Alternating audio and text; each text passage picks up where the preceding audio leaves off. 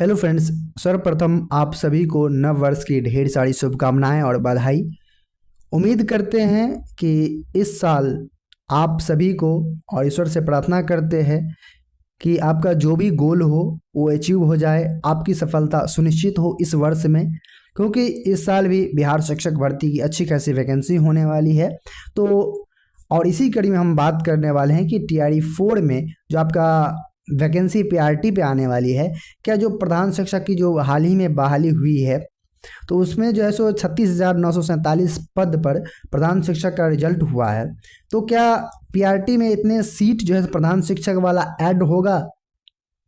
इस पे जैसे पीछे की कहानी पूरी क्या है, इस पर हम कंप्लीट चर्चा करने वाले हैं।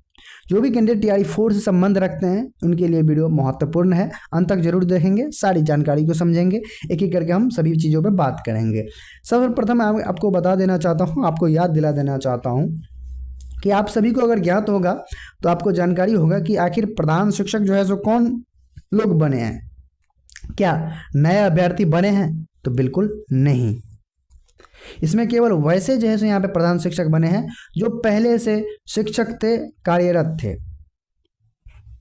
आप समझ रहे हैं चीज़ों को?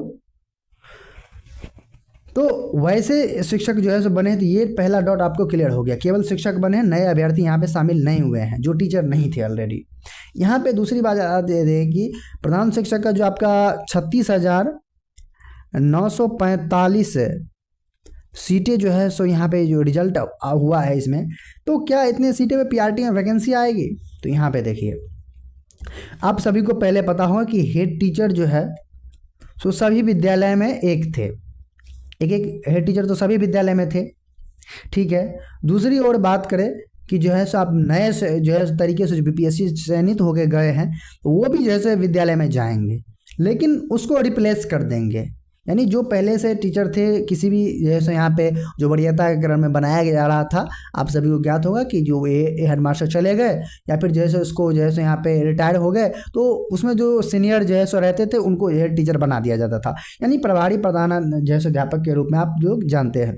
तो जो भी यानी कोई एक शिक्षक जो हर एक स्कूल में प्रधान शिक्षक का कार्य कर रहे थे, उसी को जैसे यहाँ पे एक परमानेंट पोस्ट बनाते हुए BPSC के द्वारा चयनित जैसे यहाँ पे किया गया, और अब जो है सो यहाँ पे BPSC द्वारा चयन करके यहाँ पे हेड टीचर बनाया जा रहा है।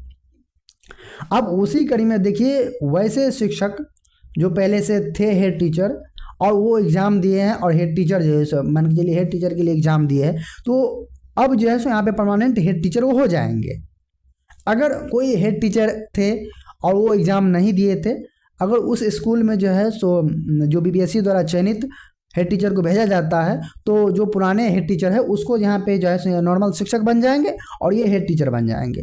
तो यहाँ पे कह रहे हैं कि आपका जो भी प्राथमिक विद्यालय है उसमें जो भी नए जो BPSC से चयनित होकर प्रधान शिक्षक आए हैं उसको भेजा जाएगा, और पुराने जो भी शिक्षक है उसको यहाँ पे रिप्लेस करके नॉर्मल शिक्षक बन जाएंगे वो। अगर जैसे वो भी जैसे यहाँ पे प्रधान शिक्षक का फॉर्म भरे थे, एग्ज़ाम दिए थे, रिजल्ट हुआ है उनका, तो वो भी अपना प्रधान शिक्षक बन जाएंगे कोई और स्कूल में या फिर उसी स्कूल में, जो कुछ भी हो सकता है।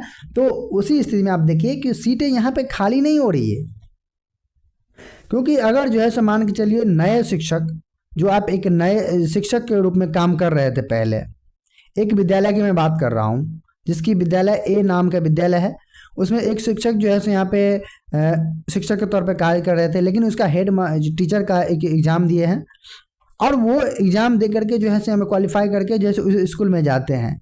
लेकिन पहले से क्या हुआ कि इसमें जो है सो कोई हेड टीचर जो है सो काम कर रहे थे, पहले से हेड टीचर तो थे ही क्योंकि हर एक स्कूल में होती थी।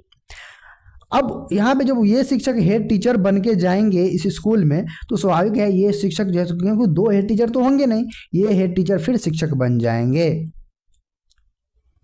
आप समझ रहे हैं ना? क्योंकि अगर पहले भी एक हेड टीचर था, अब भी एक हेड टीचर है, तो यहाँ पे सीट कहाँ खाली हो रही है? दूसरी बात यहाँ पे देखिए, पहले जितना भी शिक्षक था बिहार विद्यालय में, उतना ही शिक्षक अब भी है।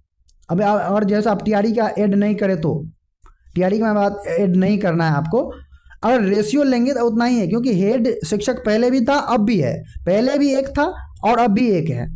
तो यहाँ पे अनुपात तो बदला नहीं, अनुपात तो घटा नहीं, यानी बढ़ा नहीं। जो रेशियो होना चाहिए शिक्षक का वही अनुपात है, सेम अनुपात है। तो यहाँ पे कहाँ से जैसे यहाँ पे सीटें खाली हो रही है, जो 36,945 सीटें है टीचर वाला, वो कहीं से खाली हो रही है? खाली बिल्कुल भी नहीं हो रही है। वही शिक्षक यहाँ पे घुमा फिरा के जैसे यहाँ पे गोल गोल घूम के वहीं पे जा रहे हैं। पुराने हेड टीचर को हटाया जा रहा है, नए हेड टीचर को यहाँ पे भर्ती किए जाएंगे बीपीएससी वाले।